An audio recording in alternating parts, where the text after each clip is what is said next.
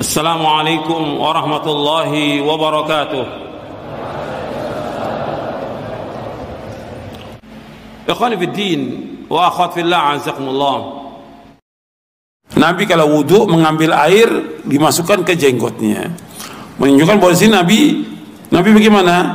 Berjenggot. Yang ditiru Nabi atau yang lain? Yang ditiru Rasul berjenggot. Jangan disebutkan tokoh-tokoh yang gak punya jenggotnya, yang memang kehidupannya menentang sunnah. Ini kan kebodohan.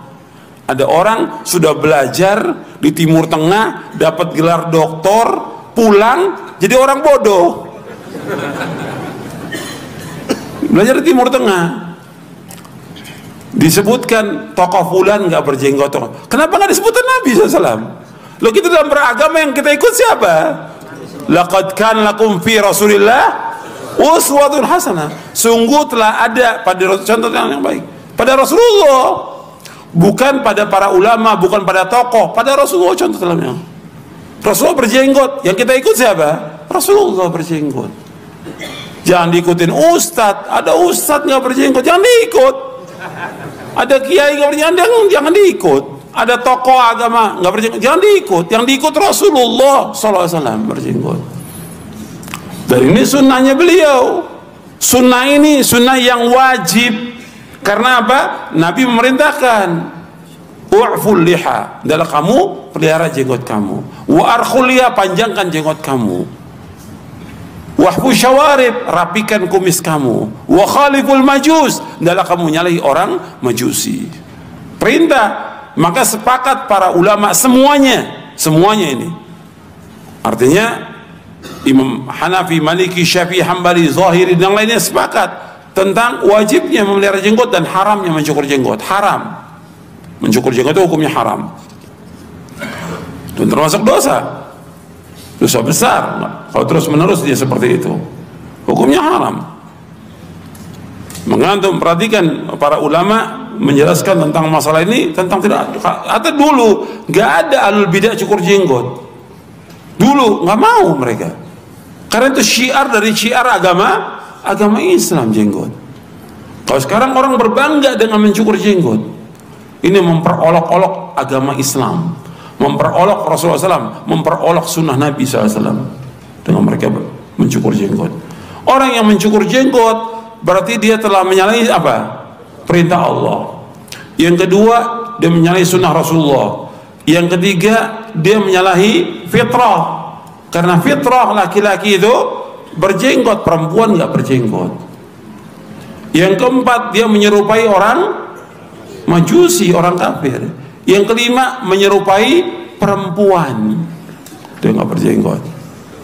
Karena perempuan nggak berjenggot, kalau berkumis ada, jenggot nggak ada. Makanya itu dijelaskan oleh Syekh Al-Albani rahimahullah dalam kitabnya Adabuz Zifaf, bahwa orang yang tidak berjenggot kena beberapa hukum itu. Orang yang berjenggot hukumnya dosa besar, dia menyalahi perintah Allah. Yang wajib dia menyalahi perintah Rasulullah, Rasul yang suruh memanjangkan jenggot, memelihara jenggot. Yang ketiga, menyalahi fitrah. Karena kata Nabi ketika menyebutkan tentang sunnah fitrah, di antaranya Nabi dalam sunnah fitrah itu ada yang wajib, ada yang sunnah. Artinya dari sunnah fitrah itu ada yang wajib, ada yang sunnah.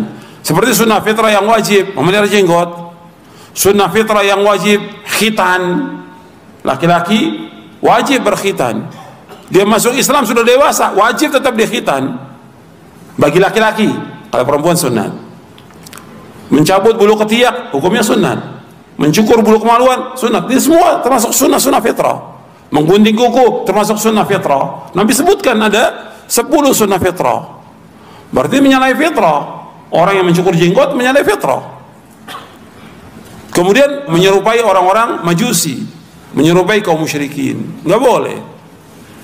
Dan mengikuti setan untuk merubah ciptaan Allah.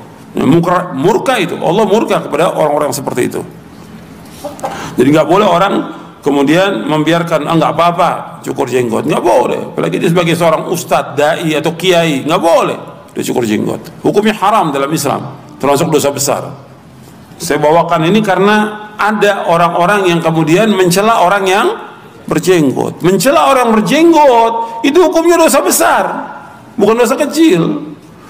Bahkan ada ulama atau masyayikh membahas tentang istihza, hukum istihza, hukum memperolok-olok. Itu dibagi oleh dia. Ada yang memperolok-olok yang membuat dia kafir, keluar dari agama Islam. Ada yang merolok dosa besar dia dengan sebab itu. Mungkin enggak kecil. Dibawakan dalilnya semuanya, ayat sama hadis tentang hukum orang memperolok agama ini. Jadi nggak boleh memperolok agama ini. Jadi nggak boleh itu. Diingatkan dengan cara yang baik pada mereka, karena mereka jahil, nggak ngerti. Tapi yang berat ini yang dia tokoh agama yang sudah belajar di Timur Tengah, yang udah tahu dia dalilnya, tapi dia memperolok, berat hukumannya bagi dia. Kalau dia nggak tobat, itu besar dosanya. Bahkan bisa, kalau kita lihat dalil-dalil itu yang dibahas oleh para masyayikh tentang istihza biddin, ada yang bisa mengeluarkan dari agama. Kalau dia sudah tahu dan dia yakin bukan karena khilaf, ya bisa keluar dari agama. Kecuali kalau dia khilaf gitu, atau dia nggak tahu, berat hukumannya, berat buat orang itu. Saya pikir cukup sampai di sini.